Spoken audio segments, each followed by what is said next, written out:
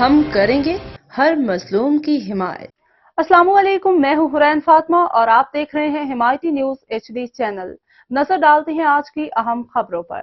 کراچی میں street crime بے قابو، محمود آباد میں حجام کی دکان لٹ گئی۔ تفصیلات: کراچی کے علاقے محمود آباد گیٹ کے قریب اسٹریٹ کرائم کی ایک اور واردات سامنے آئی ہے۔ مسلح ملزمان نے حجام کی دکان کو لوٹ لیا۔ واردات کی CCTV footage metro one news نے حاصل کر لی۔